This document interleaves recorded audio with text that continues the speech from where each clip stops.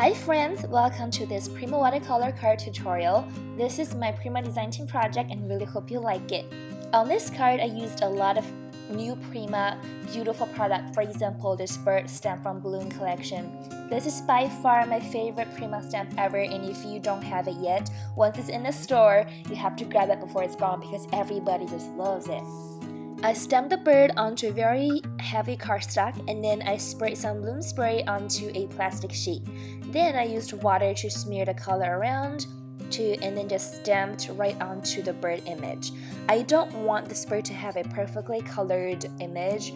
I want it to have a really free and watercolor effect. That's why I did that. And this paper right here is from the new Royal Menagerie collection. I hope I said that name right because English is not my best and I have hard time pronouncing some words. Now I'm just cutting out this birdie. If you have not seen the sneak peeks or the release of the Royal Menagerie collection yet, you have to check out it because they are so colorful, so beautiful, and really distressed. Definitely my cup of tea because I love my things colorful.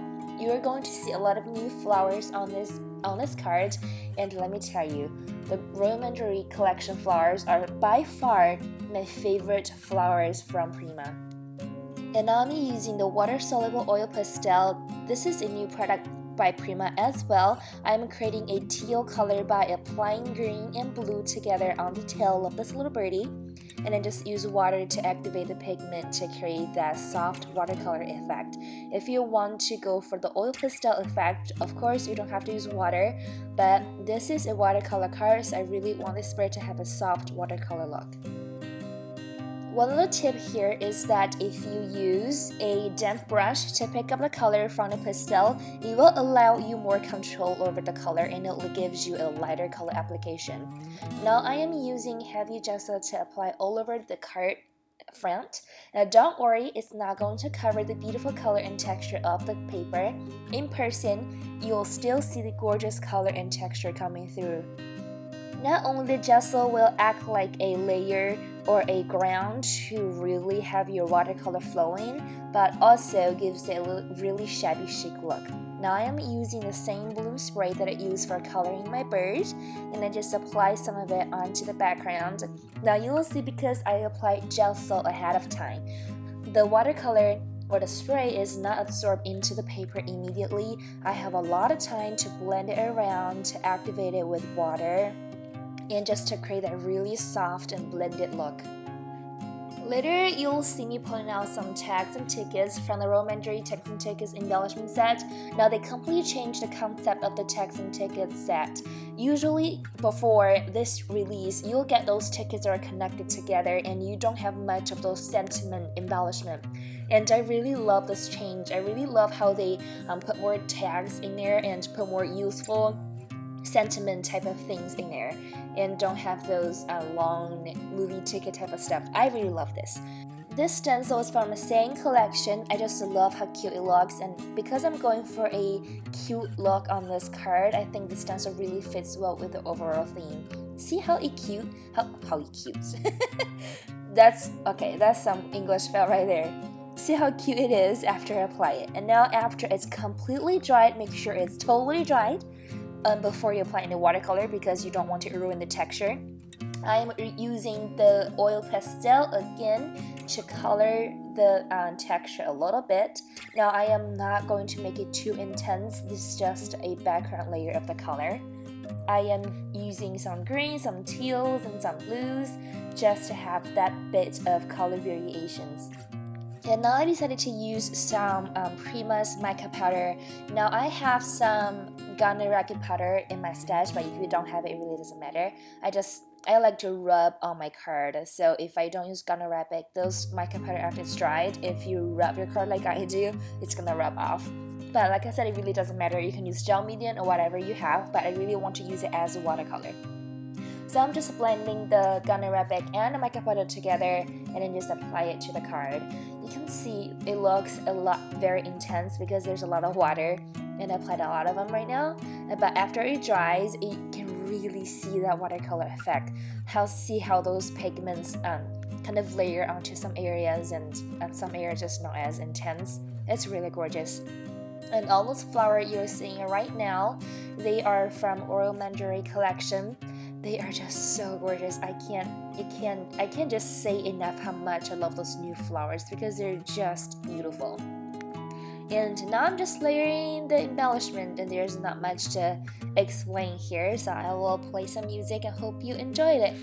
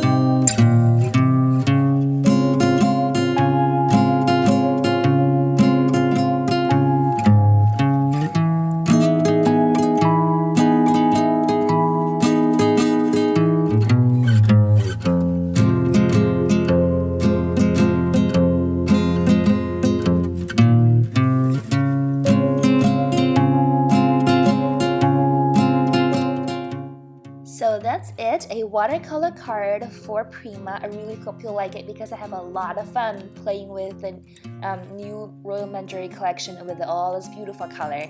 So leave a thumbs up or comment if you really enjoyed it, and I'll see you in my next video and on my another channel. Bye!